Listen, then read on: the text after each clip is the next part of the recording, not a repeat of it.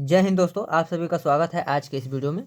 दोस्तों, आज के इस वीडियो में हम लोग जानेंगे चाल और वेग में क्या अंतर है। तो चलिए हम लोग चाल एक तरफ हम लोग लिख लेते हैं चाल और एक तरफ लिख लेते हैं वेग, और इन दोनों में अंतर स्पष्ट करते हैं। देखिए, पहला तो अंतर इन दोनों के डिफिनीशन में ही है। देखिए, चाल का डिफिनीशन क्या होता है? किसी भी वस्तु द्वारा या किसी भी पिंड, वस्तु, व्यक्ति द्वारा एकांक समय में तय की गई दूरी को चाल कहते हैं। इसको याद रखिएगा। किसी भी, पहला क्या है हमारा, आपको दिखाई दे रहा होगा, पहला किसी भी वस्तु, व्यक्ति कोई भी हो सकता है, किसी भी वस्तु द्वारा एकांक समय में तय की गई दूरी को क्या कहते हैं? हम लोग चाल कहते हैं। इस तरफ ना लिखते हैं, दूरी को चाल कहते हैं।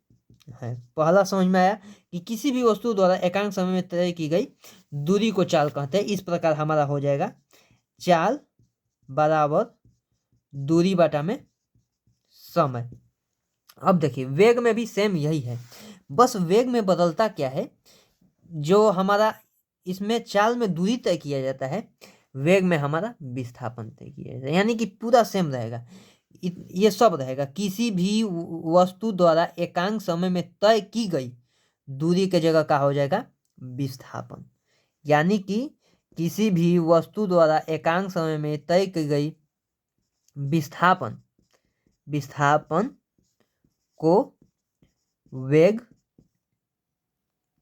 कहते हैं। इस प्रकार से वेग बराबर क्या होगा? देखिए, दूरी की जगह पर विस्थापन आया तो चाल बराबर दूरी बटा में समय, यानी कि विस्थापन बटा में समय। पहला तो हमारा मूल अंतर इनके डिफिनीशन में है, ठीक। दूसरा हमारा यह है कि जो चाल होता है, चाल एक प्रकार का अदिश राशि होता है। अदिश राशि माने चाल में कोनो भी प्रकार का दिशा नहीं होता है, ठीक। आप जिधर भी चाहिए जाइएगा, आपका चाल धनात्मक माना ही जाएगा, मतलब माना जाएगा कि आपका चाल है। मतलब आप इस सब समझ सकते हैं। मान लीजिए एक व्यक्ति उत्तर की दिशा गया, मतलब उत्तर दिशा में गया, और उत्तर दिशा में कुछ दूरी तक गया और बोला कि बताओ कि हम कितना दूरी तय किए हैं। तो कोई भी व्यक्ति उसको ऐसा नहीं कहेगा कि तुम उत्तर की दिशा में गए हो, चलो हटो, तुम्हारा कुछ दूरी नहीं तय की हो। काहे कि तुम उत्तर की दिशा में गए हैं। ऐसा कोई नहीं कहता। एगो पर्टिकुलर दिशा लेके ऐसा कोई नहीं आपको बोलेगा कि आप उत्तर दिशा में जाए, कतनो भी दूरी चलिए आपका चाल शून्य होगा।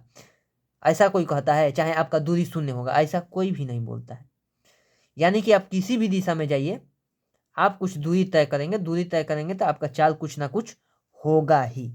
तो इस प्रकार से चाल जो होता है एक अदिश राशि है। आप कोनो भी दिशा में चले जाइए, कोनो दिक्कत ना, चाल एक अदिश राशि है। लिख सकते हैं यह एक अदिश राशि है, ठीक। उसी प्रकार से जो वेग होता है, इसका बिल्कुल विपरीत। यानी कि वेग के लिए आपको दिशा बहुत आवश्यक होता है।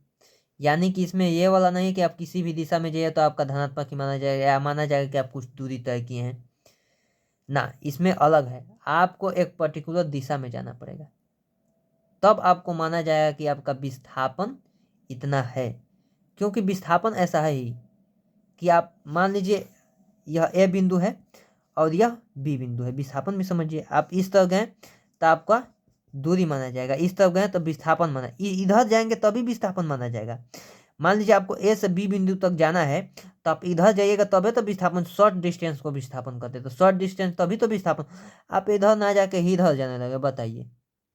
आपको यहाँ जाना है, आप इधर चलेंगे तो का आप यहाँ पहुँचेंगे, या नहीं पहुँचेंगे, तो आपकी दिशा की आवश्यकता होता है यहाँ पहुँचने के लिए ना। इसीलिए यह एक सदिश राशि है, इसमें दिशा की आवश्यकता होती है। तो यह क्या है? सदिश राशि। आप बस इतना लिख सकते हैं कि यह एक सदिश राशि है, यह एक अदिश राशि, ठीक ना। यह एक सदिश राशि है क्योंकि राशि है, क्योंकि इसमें दिशा की आवश्यकता होती है। देखिए आप राइटिंग में थोड़ा मैनेज कर सकते हैं, या हम इस सभी चीज़ों को बता रहे हैं, आपको समझाने का कोशिश कर रहे हैं, प्रयास कर रहे हैं, आप समझिए। लिख तो आप भी सकते हैं ना आप नोट्स बनाइएगा तो आप खुद लिखिएगा, यह केवल आपके एक आधार के लिए है। राइटिंग मैं समझता हूँ कि थोड़ा बहुत ये है। अब देखिए दूसरा हो गया, तीसरा आप समझते हैं, समझ लीजिए।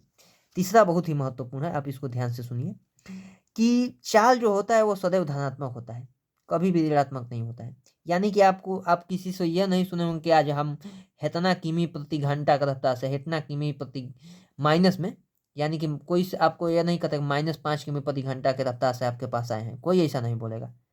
अगर कोई बोलेगा तो समझिए उसको इलाज की जरूरत है, ठीक ना। यानी कि चाल हमेशा